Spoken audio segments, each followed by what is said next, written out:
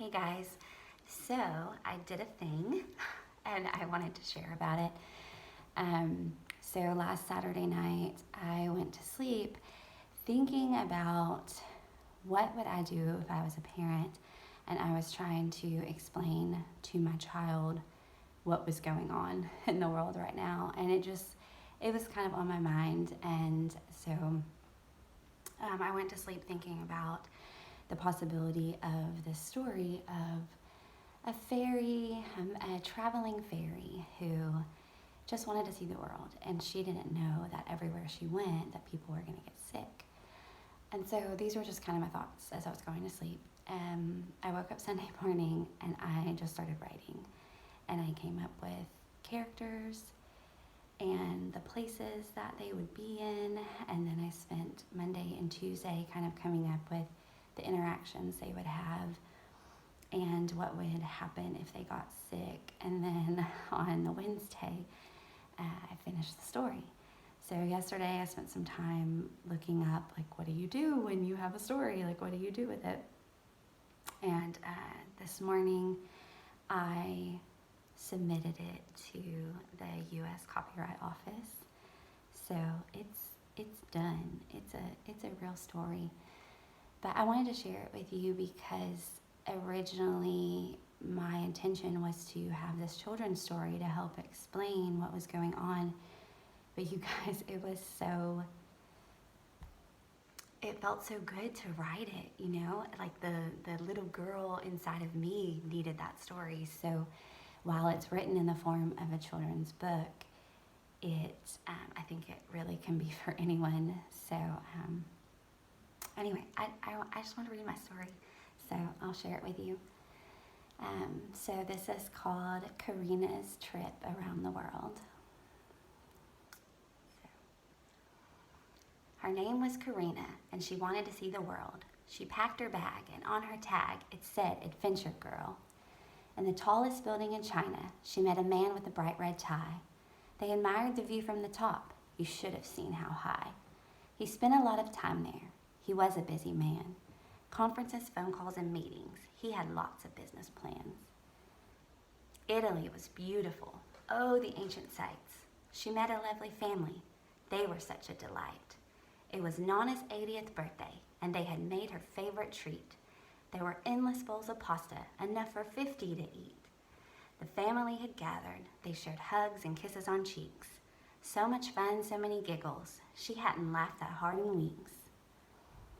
In Germany, she met a lady riding on the train. She took a seat along her side as they rode along the lane. This woman was a teacher, making her way to school. Carina would tag along for the day. She thought it would be so cool. She waved to all the children as they left from a fun-filled day.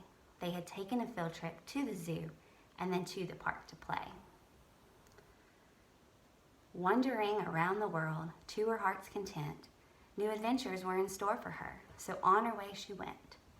She met jolly Grandpa Murphy at his favorite music hub. He played the fiddle and the whistle at his local Irish pub.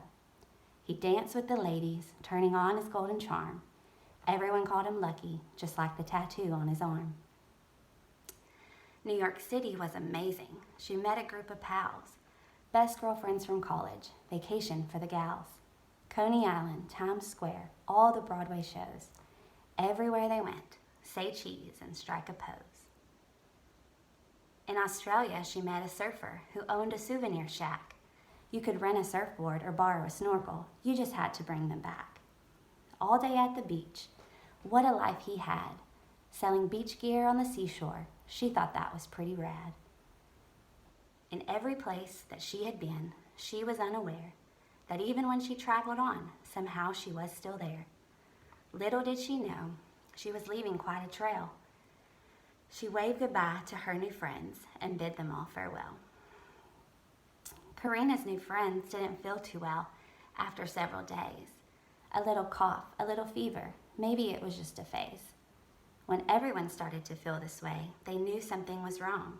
They had to find out what had caused it. They couldn't wait too long. Call the doctor, ask an expert. Can someone get a nurse? We have to find the problem so it won't get any worse. Carina continued with her travels, Around the globe she roamed. Meanwhile, everyone around the world was told to stay at home. The man came down from the tower and canceled all his business plans. He played at home with his children, making bubbles while washing hands. The Italian family stayed at Nana's and sang all her favorite songs. She loved to see her family gather right where they belonged. The teacher and the children no longer went to school. The zoo was closed, the park was closed. This was the new rule. Grandpa Murphy's favorite pub was closed. Where could he play his tunes? His grandson taught him to record his songs, and now he's famous on YouTube. The girl trip gals were home now from their NYC vacation. Turns out they were all nurses, so they set up testing stations. Her surfer friend closed up his shack. There were no tourists on the shore. He volunteered to stock the items at his local grocery store. Carina finished up her travels. This world was so diverse, and as magically as she appeared, she vanished from the universe. Her trip had changed the world, a lot of chaos she had caused, but maybe it was necessary for us all to take a pause. The people were united, the earth itself was healed, there was compassion, hope, and love, faith in humanity was sealed. May we forever be reminded that we are one across all lands, be kind to everyone, and always wash your hands. So, that's my story. That's Carina's trip around the world. By yours truly.